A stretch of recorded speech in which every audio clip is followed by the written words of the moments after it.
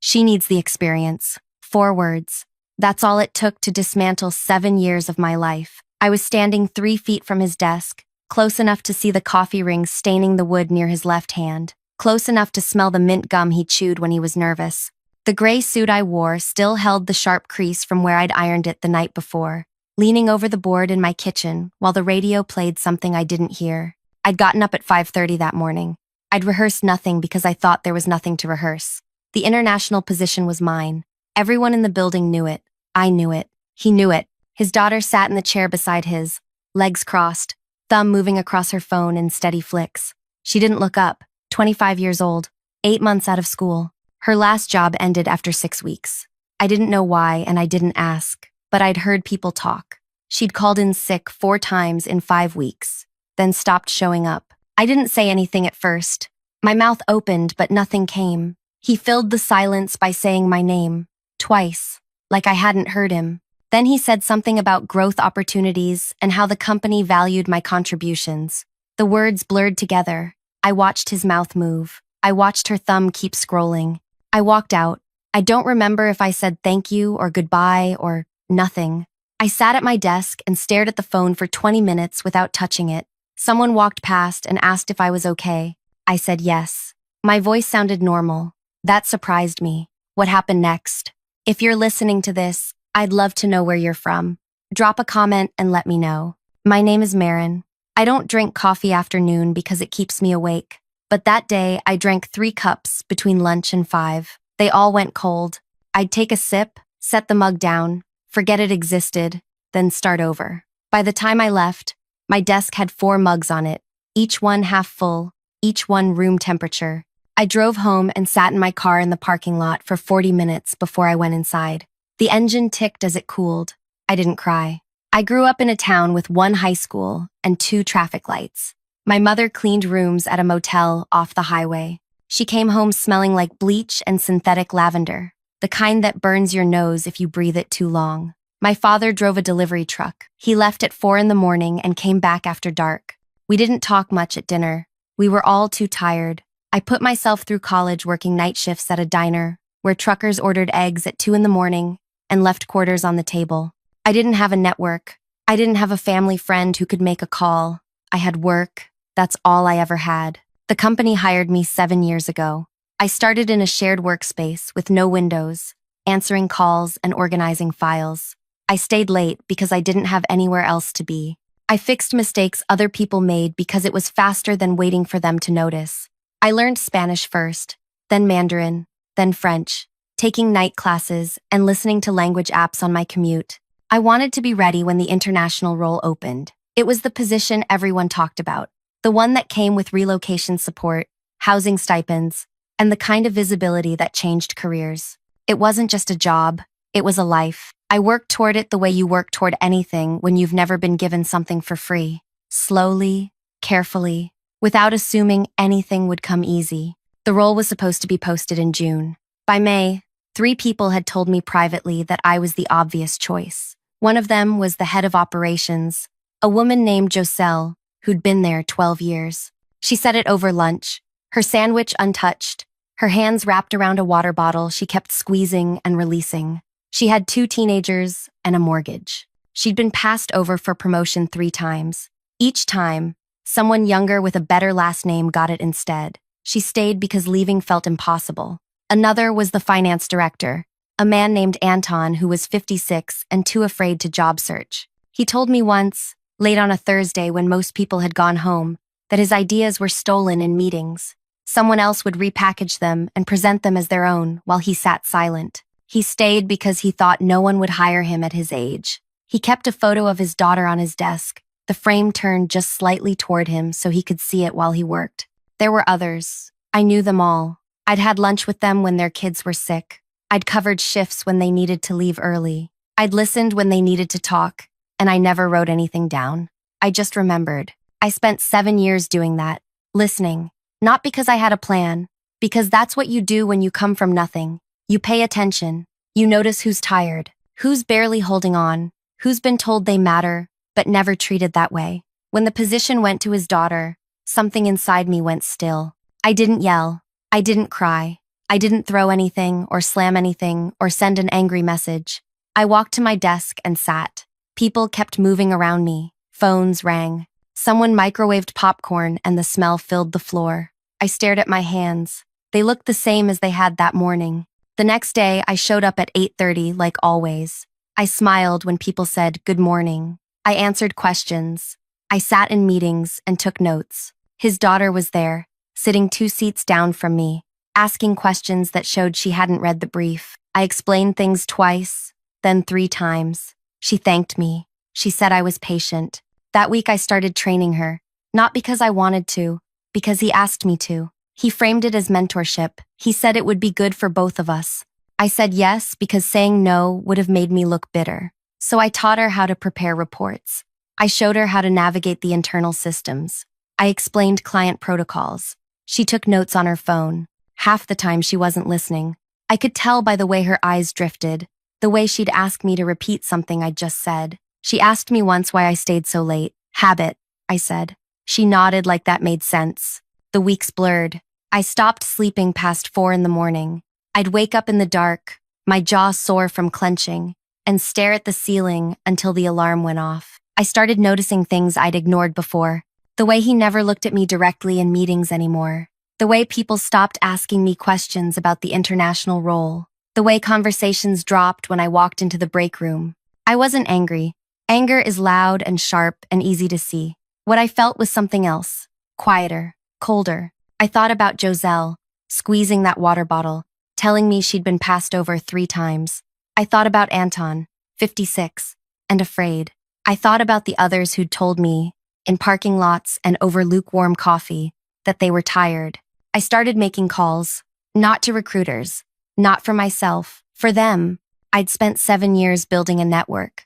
People I'd helped, people I'd covered for, people who owed me nothing but remembered my name. I'd never used it for myself. I didn't know how, but I knew how to use it for someone else. I reached out to a former colleague who'd moved to a competitor. I asked if they were hiring. They were. I asked if they needed someone like Joselle. They said yes. I gave them her name. I didn't tell Joselle. Not yet. I did the same for Anton. Then for the others. Quietly, carefully, one call at a time. I didn't lie. I didn't exaggerate.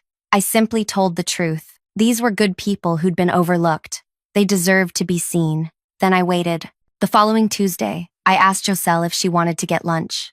Not in the building. Somewhere else. She said yes immediately, like she'd been waiting for someone to ask. We sat in her car in the parking lot of a sandwich shop 2 blocks away. She'd bought a turkey wrap, but hadn't unwrapped it. It sat in her lap while she gripped the steering wheel with both hands. The heater rattled. The air smelled like old French fries and the pine air freshener hanging from her mirror. I didn't ease into it. I said, "What would you do if you weren't afraid?" She stared at the dashboard. Her knuckles went white. "I'd leave," she said. Her voice was barely above a whisper. I nodded. "What if I told you someone reached out to me last month about a senior operations role at a competitor? They asked if I knew anyone. I gave them your name." She turned to look at me. Her eyes were wet, but she wasn't crying. "You did that? You deserve to be seen." She didn't say anything for a long time. Then, she unwrapped the sandwich, took one bite, wrapped it back up. She said, "They called me yesterday. I didn't answer. I thought it was spam. Call them back," I said. She did. That night, from what I heard later, they scheduled an interview for Thursday. I went to Anton next. I found him in his office after 6, when most people had gone home. He was staring at his monitor, but the screen was dark. He looked up when I knocked. He looked tired in a way that went deeper than missed sleep. I sat down without asking. I said, "Do you remember telling me about your daughter? The one in the photo?" He nodded. "What would you want her to do if she was in your position?" He didn't answer right away. He picked up the photo frame, ran his thumb along the edge. "I'd want her to leave," he said. "I'd want her to know her worth. Someone I know is looking for a finance director. I sent them your resume, the one you updated 2 years ago and never used." His head snapped up. "How did you? You left it open on your screen once. I saw the file name. I didn't read it, but I remembered." He put the frame down carefully. "Why are you doing this?" "Because you're good at what you do, and you shouldn't have to be invisible." He called them that night too. By Friday, he had an offer. I did the same with 4 others. A woman named Lena, who ran client relations and had been told for 3 years that her promotion was coming next quarter. A man named Raj, who managed logistics and had trained 5 people who all got promoted above him. 2 others, whose names I won't say, but whose frustrations I knew by heart. I didn't manipulate anyone. I didn't lie. I didn't tell them what to do. I just opened doors they didn't know existed and stepped back. Within 48 hours, all 6 resigned. No shouting. No dramatic speeches. Just calm, quiet letters delivered to HR on Wednesday and Thursday. Each one professional. Each one final. By Thursday afternoon, the news had spread. I heard people talking in low voices near the water cooler. Someone said the finance director was gone. Someone else said operations too. Then client relations. Then logistics. The names piled up. People looked confused. Then worried. I kept my head down. I worked through lunch. I answered emails. I updated spreadsheets. When someone asked me if I knew what was happening, I said no. Thursday evening, just before 5, I got a message. His assistant. He wanted to see me. Immediately, I walked to his office. The hallway felt longer than usual. My shoes made no sound on the carpet.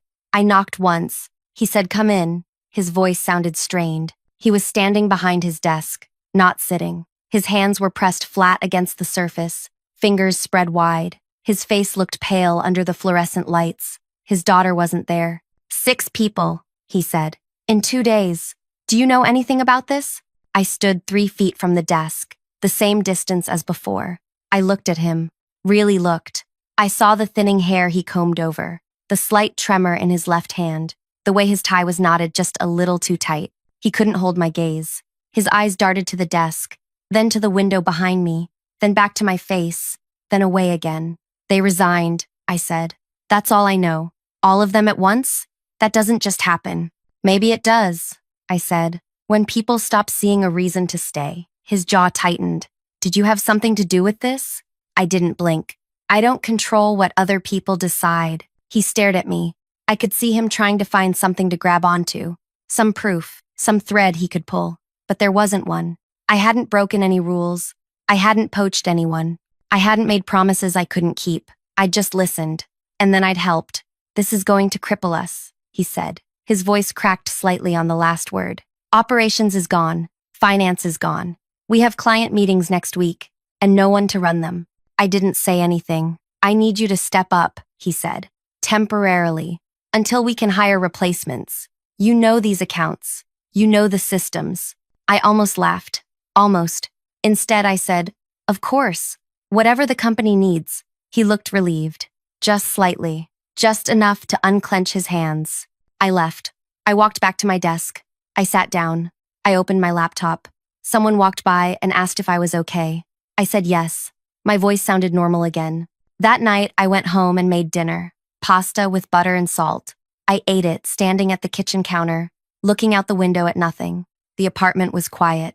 I washed the dish. I went to bed at 9. I slept through the night for the first time in weeks. The next morning, Friday, I came in early. The building was almost empty. I made tea in the break room and sat at my desk and waited. By 10, the panic had set in. Meetings were being rescheduled. Clients were calling. People were running between offices, trying to figure out who was supposed to handle what. His daughter walked past my desk twice, looking lost both times. She stopped the second time and asked me if I knew where the operations files were kept. On the shared drive, I said, under the folder labeled Operations. She nodded and walked away. 5 minutes later, she came back. I can't find it. I walked her through it, step by step, like I'd done 100 times before. She thanked me. She said, I don't know how you keep track of all this. Practice, I said. The chaos continued through the weekend. I got emails at midnight, texts at 6 in the morning, requests for files, for contact information, for explanations of processes no one had documented. I answered them all, calmly, thoroughly. I didn't complain. Monday morning there was a meeting. All remaining senior staff. I sat near the back. He stood at the front, hands in his pockets, looking like he hadn't slept. He talked about resilience, about adapting, about how the company had faced challenges before and come through stronger. No one said anything. After the meeting, he pulled me aside. I need your help, he said. You know these people who left. Do you know why they did it? I think they found better opportunities, I said. All at once? Sometimes people talk to each other. Maybe they realized they weren't alone. He looked at me for a long moment. I couldn't tell if he suspected or if he was just desperate. Finally, he said, "Can you take on operations temporarily? Until we hire someone?" "Yes. And client relations? If that's what you need," he exhaled. "Thank you. I mean it. I don't know what we'd do without you." I nodded. I didn't smile. Over the next 2 weeks, I did the work of 3 people. I handled client calls. I managed schedules. I put out fires. I trained his daughter on tasks she'd forget by the next day. I stayed late. I came in early. People started referring to me in meetings. They'd say, "Ask Marin. Marin knows." He noticed. I could see it in the way he looked at me, like he was seeing me for the first time. 3 weeks after the resignations, he called me into his office. It was late, almost 7. The building was quiet. His daughter had left at 5. Most people had. He was sitting this time. His hands were folded on the desk. He looked older than he had a month ago. "I need to talk to you about the international position," he said. I waited. "It's not working out," he said. "She's not ready." I thought. He stopped, rubbed his face.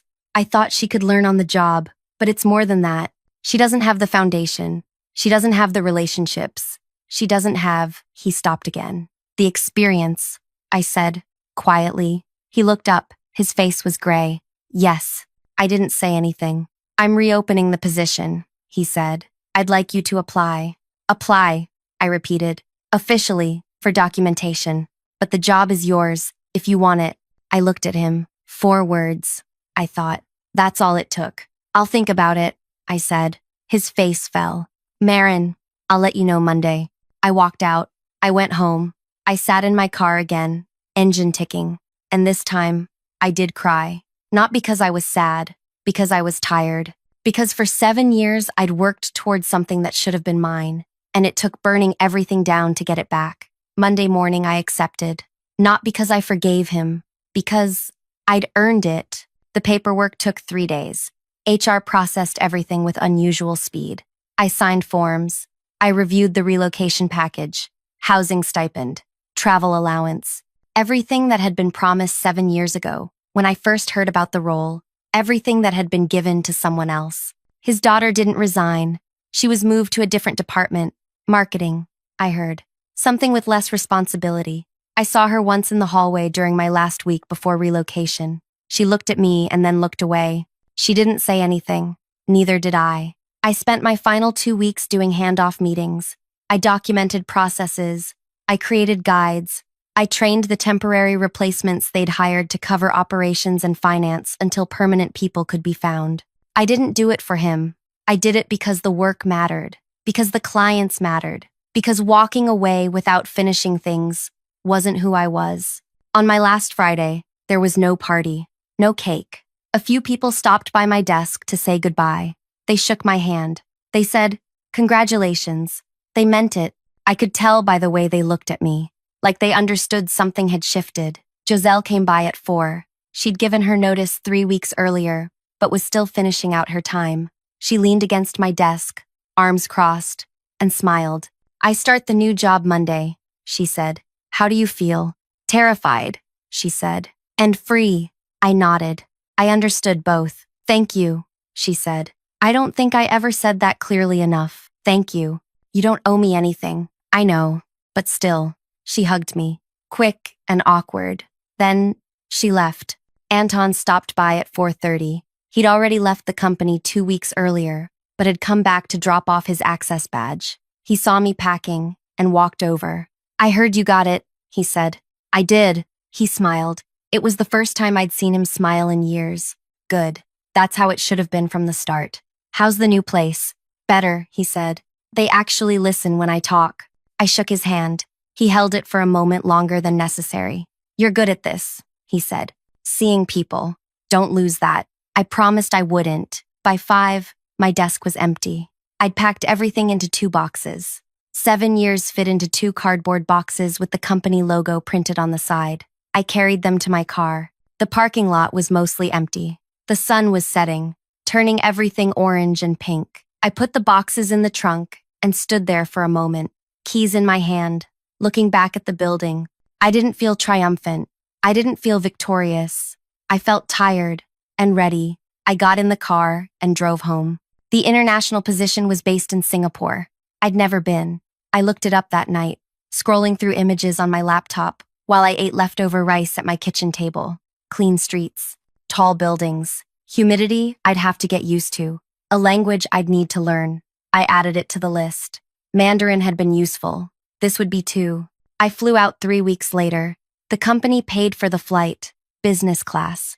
I'd never flown business class before. The seat reclined all the way back. They brought me warm towels and nuts in a small white dish. I looked out the window as we took off, watching the city shrink beneath me, and felt nothing but calm. Singapore was exactly what the pictures promised. Hot, crowded, efficient. My apartment was small but clean, with windows that looked out over a street full of hawker stalls and laundromats. I unpacked my 2 boxes. I hung my gray suit in the closet. I set my alarm for 5:30. The work was harder than I expected. Not because I didn't know how to do it, because I was starting over. New clients, new systems, new colleagues who didn't know my name yet. I stayed late. I learned the trains. I practiced basic phrases in Mandarin with the woman who sold me coffee each morning. She corrected my tones patiently. 2 months in, I got an email from someone back home, a former colleague. She said the company was struggling. 3 more people had left. The CEO had hired a consulting firm to figure out what was wrong. They were doing interviews, asking questions, trying to understand why so many people had walked away. I didn't reply. 4 months in, I got another email. This one from him. The subject line said, "Checking in." I opened it. He asked how I was doing. He said the transition had been harder than expected. He said he hoped I was settling in well. He said he'd made mistakes and was trying to learn from them. I read it twice. Then I closed it. I didn't delete it. I just left it sitting in my inbox, unanswered. 6 months in, I got a message from Joselle. She was thriving. She'd been promoted already. She sent a photo of herself at her new desk, grinning, holding a coffee mug that said, "Boss." I sent back a thumbs up emoji. She replied with 3 heart emojis. Anton sent a message a week later. He'd started mentoring younger staff at his new company. He said it felt good to be valued. He said his daughter was proud of him. He attached a photo of the 2 of them at dinner, both smiling.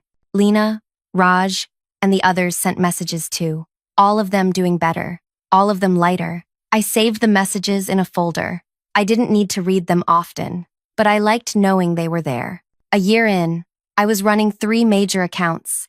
My team had grown to 8 people. I'd hired them carefully. I looked for the ones who worked hard. The ones who stayed late, not because they were told to, but because they cared. The ones who didn't have connections. I looked for people like me. I made sure they knew they were seen. One evening, after a long meeting, one of my team members stayed behind.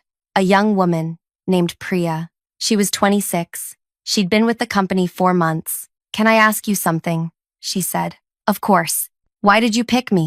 For this team?" I looked at her. She was nervous. Her hands were folded in her lap. "Because you're good at what you do," I said. "And because I could tell you'd been overlooked before." She nodded slowly. "I was. At my last job. I stayed 2 years and never got promoted. They kept saying next quarter. That won't happen here," I said. "Not on my watch." She smiled. It was small but real. "Thank you," she said. "You don't owe me anything. Just do the work. And when you see someone else being overlooked, remember how this felt." She promised she would. I still think about that Tuesday morning, standing in his office, hearing those 4 words, watching his daughter scroll through her phone. I think about the weeks after, the cold coffee, the sleepless nights, the quiet visits to people who'd been invisible for too long. I don't regret it. Not the plan, not the outcome, not the way it unfolded. I didn't destroy him. I didn't ruin his company. I just helped people see that they had options, that they didn't have to stay in places that made them small. The rest was their choice, their courage, their decision to walk away. What I did wasn't about hurting him. It was about helping them, and maybe helping myself too. The international position was always supposed to be mine. I worked 7 years for it. I learned 3 languages. I stayed late. I fixed mistakes. I built relationships.